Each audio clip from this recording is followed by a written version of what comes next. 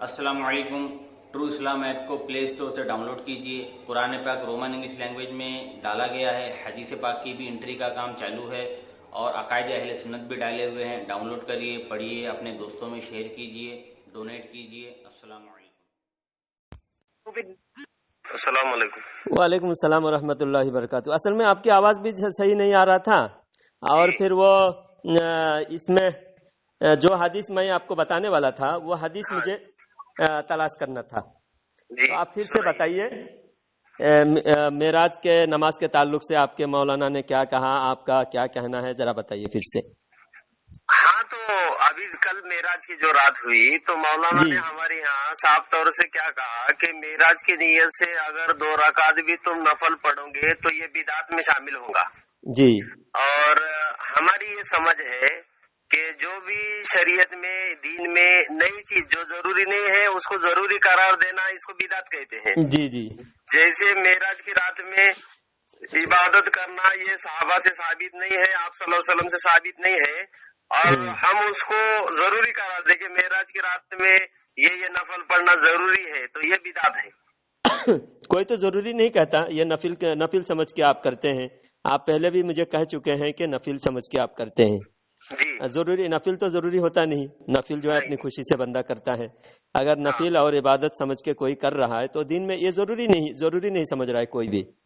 हाँ, तो आप जो बिदात जो बता रहे हैं मौलाना, वो देवबंदी है ना जी? अच्छा, तो देवबंदी मौलाना ये कह रहे हैं असल में इनको बिदअत का पूरी डिफिनेशन, पूरी बिदअत की तारीफ पता नहीं है और ये ऐसे अगर कहेंगे कि हुजूर सल्लल्लाहु अलैहि वसल्लम के ज़माने में जो भी नहीं था वो काम करना बिदअत है तो बहुत सारे सब बिदअती साबित हो जाएंगे, पूरे देवबंद भी बिदअती साबित हो जाएंगे और सारी दुनिया में कोई मुसलमान बचेगा भी नहीं, सब बिदअती हो जाएंगे।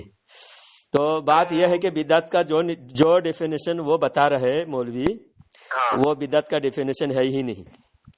अगर नबी के ज़माने में जो काम नहीं होता था वो काम बिदअत है तो ये जितने मदरसे हैं सब बिदअत है और मस्जिद पक्की बनाना, मस्जिद के मीनार बनाना और मस्जिद के इमाम का तनख्वाह और बहुत सारे ऐसे उम्र है, जैसे मदरसे में किताबें जो पढ़ा रहे नहू, सरफ, मंतिक, ये सब जो है 10 साल कोर्स है, 9 साल 10 साल का कोर्स है, दारुल इफ्ता है, ये सब के सब बिदअत हो जाएंगे। हालांकि ये सब बिदअत नहीं है, ये अच्छा काम है। और बिदअत का डिफिनेशन ये है कि जो काम का असल शरीयत में ना हो, जिस अमर का, जिस फेल का, जिस अमल का असल शरीयत में मौजूद ना हो। अब असल क्या है? असल ये है, जैसा मिसाल के तौर पर नमाज। अब नमाज शरीयत में है, साबित है, नमाज साबित है। अब नमाज जिस वक्त ममनू नहीं है, जहां नमाज पढ़ना मना है, ऐसे भी शरीयत में साबित है। बाकी अगर शुक्राना के लिए कोई नमाज पढ़ रहा है, कोई नेमत हासिल हुई है उसकी खुशी में नमाज पढ़ रहा है, या कोई गम है तो अल्लाह ताला से सलातुल हाजत पढ़ रहा है और सलातुल अव्वाबीन, चाश्त, जितने नमाज फिक्स है वो भी पढ़ रहा है। उसके अलावा कभी भी उसके मन में आया अल्लाह ताला के हुजूर राज और न्याज पेश करने के लिए, अल्लाह ताला के साथ अपनी हाजात अल्लाह ताला के हुजूर पेश करने के लिए वो नमाज पढ़ सकता है, उसके लिए पाबंदी नहीं है। तो अब नमाज का वक्त शरीयत में मुकर्रर कर दिया है, लेकिन नमाज को कोई लिमिट नहीं दिया। हाँ, कुछ खास मखसूस वक्त में मना है, बाकी कोई भी काम किसी भी दिन नमाज पढ़ना मना नहीं है। अभी जो मौलवी बताया कि मेराज के खुशी में अगर कोई नमाज पढ़ रहा है बिदात है, तो माज़अल्लाह नमाज पढ़कर भी लोग गुनाहगार होंगे। हाँ, तो वो सहाबा के तो पहले मुझे ये बताओ, आप सल्लल्लाहु अलैहि वसल्लम को जब मेराज हुई, उसके बाद जितने भी साल गुजरे, और आप सल्लल्लाहु अलैहि वसल्लम के हयात में जब मेराज की रात आई तो आप सल्लल्लाहु अलैहि वसल्लम ने वो रात को खुशी के तौर पर मनाया या नहीं मनाया? अल्लाह के नबी सल्लल्लाहु अलैहि वसल्लम के जो 10 साल मदीना में, 13 साल मक्का में जो साल गुजरे हैं, जब से नमाज नाजिल हुई, नमाज के साथ साथ अल्लाह ताला ने जिहाद भी फर्ज किया है। और आपने शुरू में बताया नमाज नफिल है और जिहाद फर्ज है। اور صحابہ اکرام نے اتنے جہاد کیے تقریباً 10 سال مدنی زندگی میں. بدر کی جنگ پہلے ہوئی، اس کے بعد لگاتار 37 جنگ حضور صلی اللہ علیہ وسلم خود اپنے بنفس نفیس اللہ کے رسول شامل رہے، جس کو غزوات کہتے ہیں. اور 37 جنگ 10 سال میں ڈل. ایک جنگ لڑنے کے تیاری کتنے مہینہ تک کرنا پڑتا ہے معلوم نہیں؟ جنگ کرنا کتنا مشکل ہے جنگ کریں گے تب تو نہ جانیں گے. ہاں. تو کیونکہ آج جہاد ہماری تلوار جنگ لگ کے ایک دم مٹی میں ہماری تلوار چلی گئی. ہم جو ہے اپنے میں ہی الجھ رہے ہیں، ہمارے پاس جہاد نہیں ہے. تو صحابہ اکرام نے 10 سال میں 37 جنگ لڑی، اور سارے جنگ تو صحابہ اکرام حضور کے ساتھ لڑی. حضور کے علاوہ بھی جہاں حضور صلی اللہ علیہ وسلم صحابہ کو بھیجے وہ جنگ بے شمار ایسے جنگ تھے، جہاد تھے. تو جہاد کرنا کیا تھا؟ فرض تھا. اب نفل آپ کہہ رہے نہیں، صحابہ بھی نفل کا مجلس منعقد کرتے، اور نفل صحابہ جنگ چھوڑ کے جہاد چھوڑ کے نفل عبادت میں لگ جاتے. یہ آپ کی عقل مندی ہو سکتی ہے، صحابہ کی عقل مندی نہیں ہے. اب جب ہم فضول وقت باہر روڈ میں فضول وقت گزار رہے ہیں، ہم دن بھر اڈا مار رہے ہیں، فالتو بکواس کر رہے ہیں، کسی کی غیبت کر رہے ہیں، اس سے بہتر مسجد میں جا کر 2-4 رکعت اگر نفل پڑھیں گے تو کیا بدعت ہو جائے گا؟ ہاں. صحابہ نے جو نہیں کیا وہ کوئی مجبوری ہوگی، لیکن اس سے بدعت قرار نہیں دیا جا سکتا. بدعت کی تعریف وہ نہیں جانتے. آپ بتائیے، ایک حدیث پیش کرتا ہوں آپ کے سامنے. ہاں، حدیث ہے ریاض الصالحین اور مسلم شریف کی حدیث ہے. اللہ کے نبی صلی اللہ علیہ وسلم نے جو کوئی اچھا طریقہ ایجاد کرے، کیا اچھا کام نہیں، اچھا طریقہ. ہاں، من سنّا سنتن حسنتن، اچھی سنت، اچھا طریقہ. جو کوئی اچھا طریقہ ایجاد کرے گا، اللہ تعالیٰ اس کو اس طریقہ کا ثواب اس کو عطا فرمائے گا، اس عمل کا ثواب عطا فرمائے گا. بعد میں جتنے لوگ اس طریقہ پر چلے گا، اس کے ثواب کا بھی ایک حصہ وہ شروع کرنے والے کو عطا فرمائے گا. جی. اور اس کے جو کام شروع کیا اس کے ثواب، ہر عمل کرنے والے کا آدھا ثواب اس کو ملے گا، اور اس عمل کرنے والے کو بھی ثواب میں کوئی کمی نہیں کیا جائے گا. اور کوئی بری چیز شروع کیا، برا کام کوئی ایجاد، کوئی برا طریقہ ایجاد کیا دین و شریعت میں، کوئی برا غلط طریقہ، بدعتن سیئتن، جو بری بدعت بری چیز شروع کرے گا اس کو تو اس کا گناہ ملے گا، اور جتنے لوگ اس کو دیکھ کر اس کام کو اس کے ساتھ شریک رہے گا سب کو اس کا گناہ ملے گا، اور سب کے گناہ کا ایک حصہ شروع کرنے والے کو ملے گا. اب اس سے یہ ثابت ہوتا ہے کہ کوئی طریقہ ایجاد کرنا گناہ نہیں. جی. ایجاد کرنا، کوئی طریقہ ایجاد کرنا ثواب بھی ہو سکتا ہے، گناہ بھی ہو سکتا ہے. اگر اچھا کام شروع کر رہا تو اس کو ثواب ملے گا، برا کام شروع کرے گا تو اس کو گناہ ملے گا. اب ہر کام غلط ہی ہے ایسا نہیں ہے، تو پھر جو اچھا کام شروع کرے گا اس کو ثواب پھر کیسا ملے گا؟ اگر شروع کرنا ہی منع ہے تو شروع کرنے والے کو تو اللہ کے نبی صلی اللہ علیہ وسلم ثواب کا حقدار بتا رہے ہیں. آپ بتائیں گے نہیں ہر کام غلط ہی ہے، نہیں، کچھ کام ایسے ہیں جو غلط ہے شریعت میں، اب لوگوں نے ایجاد کر دیا، جیسا تعزیہ. جی. تعزیہ کرتے ہیں، ڈھول ڈگرا لے کر، کوئی گنبد بنا لیا، کوئی امام حسین کا روضہ شریف بنا لیا، کوئی مکہ مدینہ کا تصویر بنا لیا، کچھ بھی لے کر اس کو لے کر ناچ کے اس کو لے جا کر کہیں دفن کر دیتے ہیں. یہ تعزیہ وغیرہ آپ دیکھے ہوں گے کہیں. ہاں جی. دیکھے ہیں نا. تو اس کے اندر شریعت کے خلاف کام ہو رہا ہے. ہاں. اس کے اندر کوئی شریعت کا کوئی حکم بھی نہیں ہے اس کا. اور کہتے ہیں ہم امام حسین کی محبت میں ہم کر رہے ہیں. تو امام حسین نے تو یہ کام کیا نہیں، اور اس میں ڈھول باجا، بے پردگی، گانا باجا سب کچھ ہو رہا ہے. اور جتنے غیر شرعی سال بھر کام کرتے ہیں، سال بھر نماز کی خبر نہیں رہتی، ایسے لوگ اس میں مبتلا ہے زیادہ. تو یہ ہے بدعت، اسے کہتے ہیں بدعت سیاح. جس نے پہلے شروع کیا، کتاب میں آتا ہے کہ یہ تیمور لنگ نے شروع کیا تھا. تیمور لنگڑا اس نے شروع کیا تھا، وہ ہندو تھا. تو اس کو دیکھا دیکھی یہ سارے لوگ شروع کر رہے ہیں، آج ڈھول ڈگرا بجا رہے ہیں، اور محرم کے مہینے میں خرافات کر رہے ہیں. یہ بدعت ہے. اسی طرح کوئی بچہ پیدا ہوتا ہے اس کو سنت طریقہ کیا ہے؟ 7 دن کے اندر بچے کا سر منڈانا، اس کو عقیقہ کرنا، اس کا نام رکھنا سنت ہے۔ سر منڈانا کتنے دن کے اندر؟ 7 دن، 7ویں دن۔ اب کیا ہے، کوئی منت کرتا ہے کہ فلانا بابا کے درگاہ میں جا کے اس کے سر منڈائیں گے اور وہاں نیاز کریں گے، اب وہ سنت کا خلاف ہو گیا۔ جہاں بدعت آئے گی وہاں سنت مٹ جائے گی۔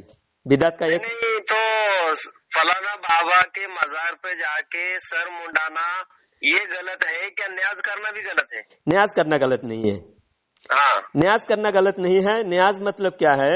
وہاں بابا کے یاد میں، بابا کے درگاہ میں جا کر وہاں پر سب دعائے خیر کرے، بابا کے وسیلے سے بابا کی مزار کی زیارت کرے، دعائے خیر کرے۔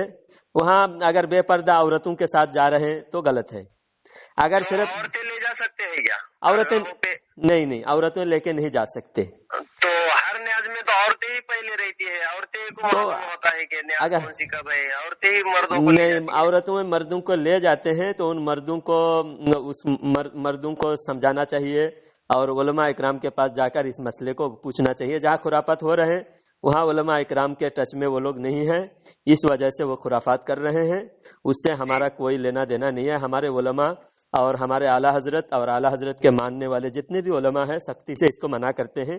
اعلیٰ حضرت کی کتاب میں سخت منع ہے، کوئی بھی عورت چاہے مزار کے لیے ہی نکلتے ہو اس پر لعنت برستی ہے، گھر سے نکلتے ہی اس پر لعنت برستی ہے۔ تو جب اللہ کے لعنت کا مستحق ہے ایسے کام ہم سے نہ جوڑا جائے۔ نیاز ہم کیا کہتے ہیں؟ نیاز مطلب کیا ہے؟ اللہ والوں کی یاد میں کوئی کام کرنا، اللہ والوں کے ایصال ثواب کے لیے کرنا، چاہے وہ مزار پہ جا کے بھی کر سکتے ہیں، گھر میں بیٹھ کے بھی کر سکتے ہیں۔ جیسا آپ کو محبت ہے غریب نواز سے، آپ غریب نواز کے نام پہ آپ کچھ بھی غریب مسکین کو کوئی بھی کھانا کھلائے یا کپڑا بانٹے یا اسکول کے غریب بچوں کو کتابیں بانٹے، کہاں پانی کا انتظام نہیں وہاں پانی کا انتظام کرے۔ آپ کوئی اپنے گھر سے بھی اپنے گاؤں میں بھی کہیں کریں گے نا، آپ کی نیت پر دار و مدار ہے۔ اب نیت اگر آپ کر رہے ہیں کہ اللہ والوں کو اس کا ثواب دیں گے، آپ کا ثواب یا اللہ والوں کو تحفہ پیش کر رہے ہیں، یا اپنے ماں باپ کو بھیج رہے ہیں، یا اپنے رشتہ داروں کو، یا آپ کے کوئی سمجھو مجھے آپ محبت کرتے ہیں مجھے بھی آپ بھیج رہے ہیں، زندہ کو بھی ایصال ثواب کیا جا سکتا ہے۔ ہاں، تو بزرگوں کے ایصال ثواب کو ہی نیاز کہتے ہیں۔ الگ الگ نام ہے، جیسا غریب نواز کے نام پہ کرے تو چھٹی کہتے ہیں، یا کسی اور بزرگوں کے نام سے کرتے ہیں تو نیاز کہتے ہیں، غوث پاک کے نام سے کرتے ہیں تو 11ویں کہتے ہیں۔ یہ ایصال ثواب ہے، اس کا نام الگ ہے۔ جیسا آپ تبلیغ کرتے ہو، آپ کے تبلیغ میں کیا ہے؟ 40 دن کا چلہ ہے، پھر 10 روزہ جوڑ ہے، پھر شب گزاری ہے، پھر 2.5 گھنٹہ 4 گھنٹہ، اس طرح جو آپ نام دیتے ہو، حالانکہ سب تبلیغ ہے۔ سب کام کیا ہے؟ تبلیغ ہے۔ تو اسی طرح نیاز ایصال ثواب ہے، 11ویں ایصال ثواب ہے، چھٹی ایصال ثواب ہے، اور جتنے نام ہے سب ایصال ثواب ہے۔ اس کے اگر ثواب کا کام کرے تو بے شک ثواب ملے گا، اگر گناہ کا کام کر رہا ہے تو گناہ کا خود ذمہ دار ہے۔ تو عورتوں کو لے جانا نہیں، اور اس کے اندر جو بدعت کرتا ہے وہ بدعت نہیں کرنا ہے۔ ہاں، تو یہ بدعت ہے، لیکن نماز پڑھنا، سلام پڑھنا، روزہ رکھنا، یہ کبھی بھی بدعت نہیں ہو سکتی۔ یہ بدعت کبھی بھی ہے نہیں۔ کسی بھی بہانے سے اللہ کو یاد کر رہے ہیں اللہ کے بندے، تو اس کو چھوٹ دینا چاہیے۔ اب ایک مثال دیتا ہوں، ابھی آپ کو اچھی طرح سمجھ میں آئے گی۔ دیہات میں جمعہ نہیں ہوتی، گاؤں دیہات میں جمعہ نہیں ہوتی۔ ابھی اگر ہم اعلان کر دیں گے جتنے بھی دیہات ہے کہیں جمعہ نہ پڑھو، یہاں تک کہ آپ کے کرملا کے پاس جیور ہے نا، وہاں پر بھی جمعہ نہیں ہو سکتی۔ اب اگر لوگوں کو جمعہ کے بہانے سے لوگ آتے ہیں اور دوسرے نماز میں 10% لوگ نماز پڑھتے ہیں، 90% لوگ نماز نہیں پڑھتے، لیکن جمعہ کے دن کم سے کم 90% لوگ آتے ہیں نماز کو، کہیں کہیں 100% بھی لوگ نماز جمعہ کی نماز کم سے کم آتے ہیں۔ تو حالانکہ دیہات میں جمعہ نہیں ہوتی، دیہات میں جمعہ نہیں ہوتی۔ اگر جمعہ ہم منع کر دیں گے جمعہ نہیں ہوتی، تو جو آ رہے ہیں 2 رکعت پڑھ رہے ہیں یا سنت نفل پڑھ رہے ہیں وہ بھی لوگ پڑھنا چھوڑ دیں گے۔ تو دیہاتوں میں جمعہ نہیں ہونے کا کیا مسئلہ ہے؟ ابو حنیفہ رضی اللہ تعالیٰ عنہ کا حکم ہے، فتویٰ ہے، اور ہمارے حنیفی مسلک میں یہی بات ہے کہ دیہات میں جمعہ نہیں ہوتی۔ بڑے یعنی 1400 سال سے اس مسئلے پر صحابہ یعنی شہر کا اجتماع ہے، جمعہ کے دن عید ہے اور شہر کا اجتماع ہے، سارے لوگ اکٹھا ہو کر نماز پڑھے، دیہاتوں میں نہ رہے، دیہات سے شہر کو آ جائے۔ ہاں یہ مقصد ہے. تو آپ دیہات میں اگر نماز چھوڑ دیتے, نماز منع کر دے, دیہات میں نماز نہیں ہوتی تو اکثر لوگ نماز ہی چھوڑ دیں گے. تو اس وجہ سے نماز پڑھنے دو, وہ پڑھ رہے ہیں, جو بھی یاد کر رہے ہیں پڑھنے دو. اگر کہیں شروع نہیں ہوا ابھی تک دیہات میں, وہاں شروع مت کرو, اور جہاں پہلے سے چلا آ رہا ہے اس کو بند مت کرو. ہاں اگر جس کو یاد ہے, جس کو مسئلہ معلوم ہے, وہ خود سے فرض کے بعد ظہر کی نماز بھی ادا کر لے, ظہر کی نماز بھی اپنی طرف سے پڑھ لے. یہ یو پی میں تو ظہر کی نماز بھی جماعت کے ساتھ ہوتی ہے, جمعہ بھی جماعت کے ساتھ ہوتی ہے. جہاں جہاں دیہاتوں میں ہے دونوں نماز جماعت کے ساتھ پڑھتے ہیں لوگ. یو پی میں دوسرے جہاں علماء کرام ہے وہاں پڑھتے ہیں. اب بات یہ ہے کہ کوئی بھی بہانے سے لوگ اللہ کو یاد کر رہا ہے, اس کو روکنا نہیں. ہاں اللہ کی عبادت. معراج کی کل رات ہوئی, ابھی سمجھو میرا یہ دل ہے کہ معراج میں نماز تحفے میں ملی ہے, شکرانے میں 10 رکعت نفل پڑھوں. بے شک تو پڑھ سکتے ہیں, بے شک پڑھ سکتے ہیں, کیونکہ اللہ کے نبی صلی اللہ علیہ وسلم کی معراج کی ہمیں خوشی ہے. معراج کے وسیلے سے ہم کو نماز ملی ہے. جب اللہ کے نبی کو معراج کا تحفہ ملا تو یہ شکرانہ. آپ کو اگر بیپار کاروبار میں 10,000 روپے آج نفع ہوا, آپ خوشی میں نماز پڑھ سکتے ہیں کہ یہ کیا معراج کے 10,000 10 لاکھ 10 کروڑ سے بھی تو زیادہ ہے. جی آپ کی ساری زندگی کی کمائی سے زیادہ اس معراج میں اللہ تعالیٰ آپ کو تحفہ دیا ہے. آپ کو, ہم کو, سارے امتی کو نبی کے ذریعے سے اللہ تعالیٰ نے عطا فرمایا ہے. تو کوئی بھی خوشی کے لیے آدمی شکرانہ نماز پڑھ سکتا ہے, تو معراج کے لیے بے شک پڑھ سکتے ہیں. اگر امام نے کہا کہ امام اگر ایسا کہہ دیتے تو اچھا ہوتا, وہ کہہ دیتا کہ بھائی یہ معراج کے لیے کوئی خاص نماز مخصوص نہیں ہے, آپ شکرانہ کے لیے نماز پڑھ سکتے ہو.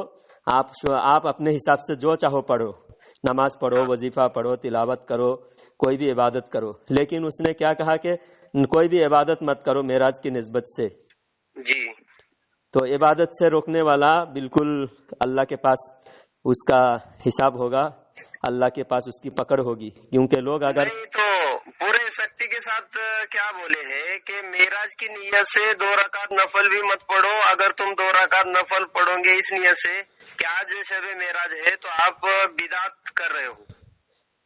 اصل میں جہاں ان لوگوں کو فائدہ ملتا ہے وہاں بدعت بھی ان کے لیے جائز ہو جاتی ہے. میں ایک مثال پیش کرتا ہوں کہ نماز کے بعد دعا مانگنا, اجتماعی دعا کرنا, ہر نماز کے بعد اجتماعی دعا کرنا, جمعہ کے بعد دعا کرنا, یہ کیا ہے؟ تو ان کے ایک مفتی نے کہا کہ یہ سب بدعت ہے. ہاں نماز کے بعد دعا کرنا بھی بدعت ہے. لیکن اشرف علی تھانوی کو فتویٰ منگایا گیا کہ عید کے دن عید کی نماز کے بعد دعا کرنا کیسا ہے؟ تو بولے کہ جائز ہے اشرف علی تھانوی صاحب نے. کیوں جائز ہے؟ بولے نہیں, لوگ جو ہے آج عید ہے, خوشی ہے, امام سے ہاتھ ملائیں گے, اور عیدگاہ میں نذرانہ ملتا ہے نا, عیدگاہ میں نذرانہ, اگر عیدگاہ میں بھی دعا نہیں ہوگی پھر لوگ نذرانہ, عیدگاہ کے نذرانہ کیسے دیں گے؟ پھر عیدگاہ میں پیسہ وصول ہوتا ہے نا امام کے لیے, ہوتا ہے. اب ہر امام خلاف ہو جائیں گے اگر فتویٰ دیں گے عیدگاہ میں, اگر عیدگاہ میں بھی دعا نہیں ہوگی تو ہر امام خلاف ہو جائیں گے, کیونکہ امام کو ہی اس میں فائدہ ہے. اس لیے وہاں جائز قرار دیا. اگر ہر نماز میں, ہر فرض کے نماز کے بعد دعا, یہ صحابہ کے زمانے سے بھی نہیں ہے کیا پھر؟ تو بے شک صحابہ کے زمانے سے ہے. تو آپ صلی اللہ علیہ وسلم کے زمانے سے بھی ہے. اللہ کے نبی صلی اللہ علیہ وسلم نماز کے بعد چہرہ مصلیوں کی طرف پھیر لیتے تھے. مصلیوں کی طرف پھیر لیتے تھے. اس کا مطلب کیا؟ مصلی کی طرف پھیرنے کا مقصد کیا تھا؟ اگر نماز کے بعد کوئی وظیفہ پڑھنا ہوتا تو نماز کے بعد قبلہ کی طرف ہی بیٹھ کے وظیفہ پڑھتے نا. چہرہ مصلیوں کی طرف پھیرنے کا کیا مقصد ہے؟ کیا ہے؟ تو چہرہ مصلی کی طرف پھیر کے دعا مانگتے تھے. لیکن یہ لوگ جو ہے جہاں ان کو فائدہ ملتا ہے, بہت سے ایسے علماء سو ہیں ان کو فائدہ ملتا ہے, وہ کام انہوں نے جائز رکھا, چاہے اس کی ثبوت شریعت میں ہو یا نہ ہو. لیکن جہاں پر ان کو فائدہ نہیں نظر آ رہا ہے وہاں بلا وجہ عوام کو پریشان کرنے کے لیے, عوام کو دین سے دور کرنے کے لیے ان لوگوں نے اس طرح کے حربہ اپنائے ہیں یہ جب من میں آئے جو چیز من میں آئے اس کو شرک بدعت قرار دیتا ہے یہ. اور دوسرا مسئلہ یہ ہے، ابھی جو شب بارات آئیں گی، ہاں، تو عشاء کے بعد اکثر لوگ قبرستان جاتے ہیں. جی. تو ابھی 2-4 سال سے یہاں کیا بیان ہو رہا ہے کہ کوئی آدمی قبرستان میں کسی کے ساتھ نہ جائے. اچھا، وہ کیسا جاوے؟ وہ اپنا اکیلا آدمی جاوے.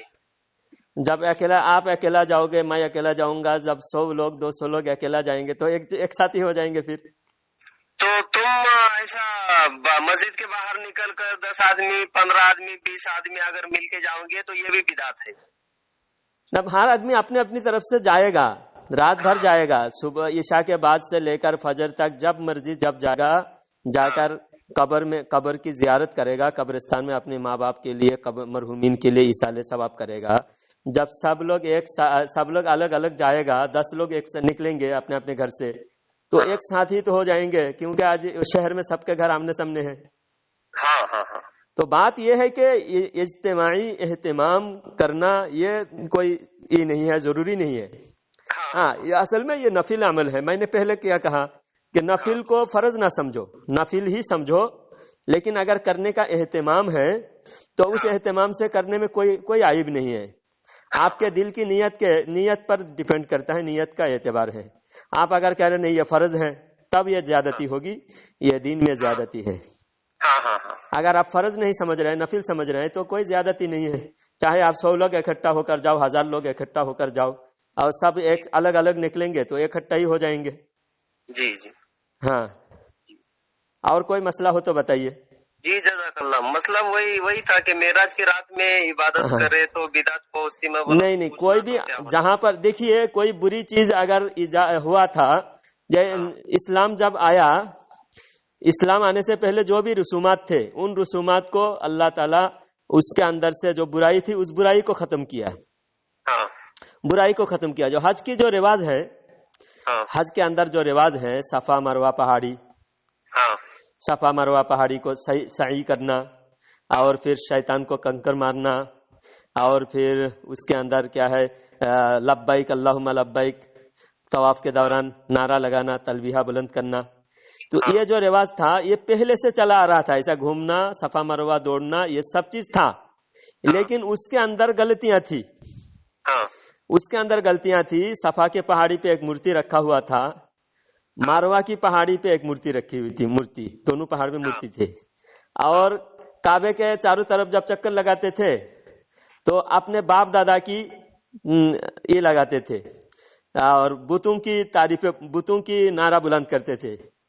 ہاں، اعلو حبلو، اس طرح کے ان کا نعرہ کا یہ تھا، ہمارا حبل سب سے بڑا ہے، ہمارا لات العزا سب سے بڑا ہے. اس طرح نعرہ لگاتے تھے وہ لوگ.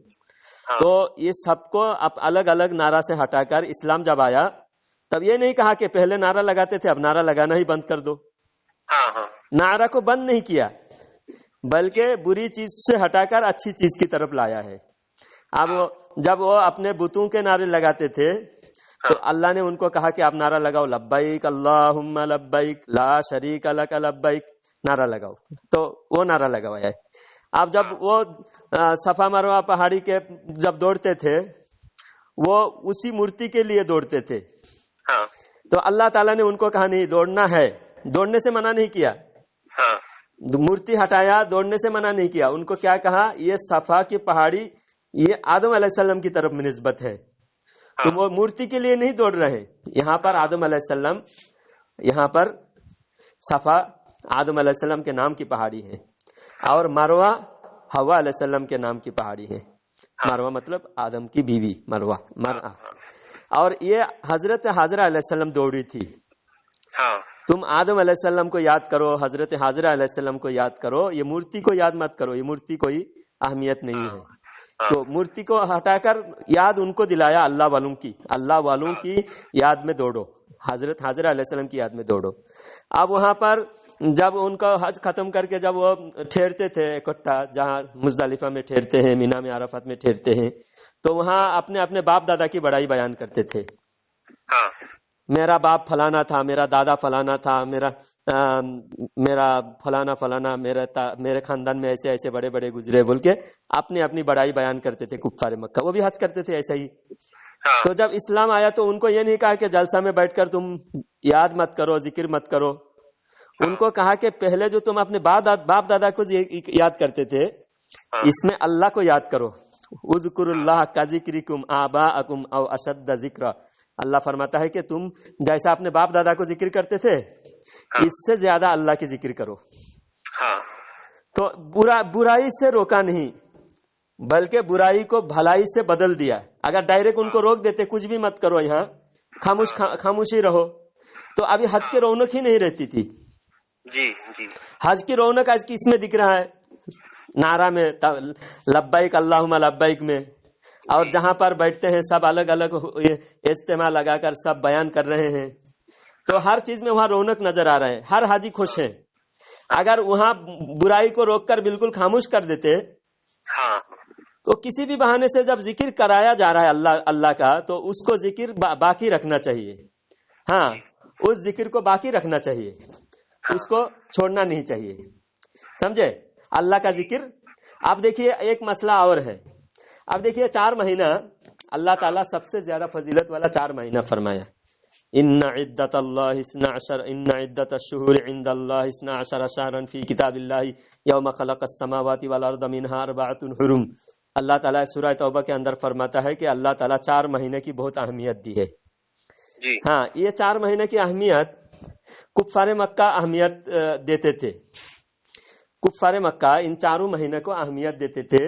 وہ ہر جگہ گناہ ان کے پاس عام تھا, قتل و غارت گری ہر چیز عام تھا. لیکن یہ 4 مہینہ یہ لوگ سوچتے تھے ان مہینے میں گناہ کرنا بہت زیادہ گناہ ہے. ان 4 مہینہ ہم لوگ جنگ نہیں کریں گے, کسی کو قتل نہیں کریں گے, شراب نوشی نہیں کریں گے, ہر گناہ سے بچنے کی کوشش کریں گے. تو 4 مہینہ یہ گناہوں سے بچنے کی کوشش کرتے تھے. کون سا مہینہ؟ ایک رجب اور ایک ذی قعدہ, ذی الحجہ, محرم. یہ 4 مہینہ یہ لوگ ایام اشہر الحرم یعنی احترام والا مہینہ, حرمت والا مہینہ قرار دیا. اب یہ 4 مہینہ ان کے شریعت میں تو پہلے تھا نہیں کہ یہ 4 مہینہ تم اہتمام کرو.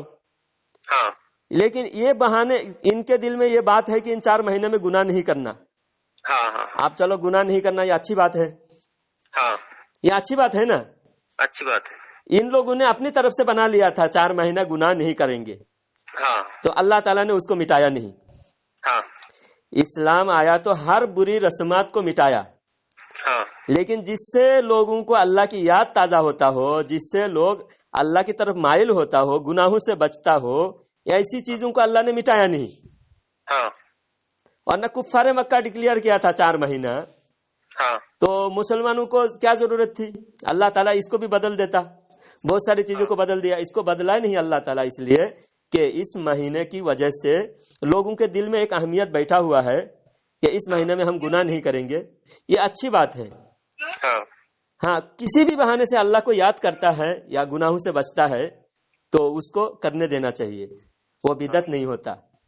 اور نماز ایک دین کے اندر ایک حصہ ہے, دینی حصہ ہے جو اسلام کے اندر نماز کا ثبوت ہے. نماز بدعت نہیں ہو سکتی. سلام پڑھنا بدعت نہیں ہو سکتا, نماز بدعت نہیں ہو سکتا, روزہ بدعت نہیں ہو سکتا. اگر نماز کون سے وقت میں منع ہے؟ سورج طلوع ہونے کے وقت میں, سورج غروب ہونے کے وقت میں, زوال کے وقت میں نماز منع ہے. اس کے علاوہ کسی نماز بھی گناہ نہیں, کوئی بھی نماز منع نہیں. کسی بھی نماز منع نہیں. اور سلام پڑھنا, درود پڑھنا کبھی بھی منع نہیں.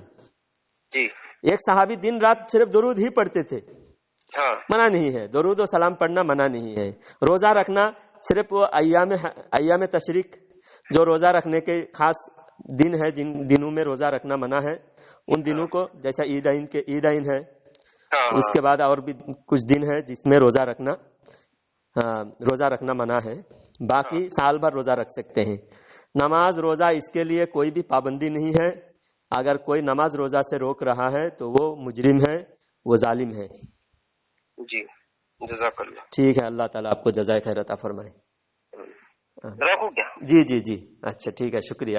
السلام علیکم. وعلیکم السلام.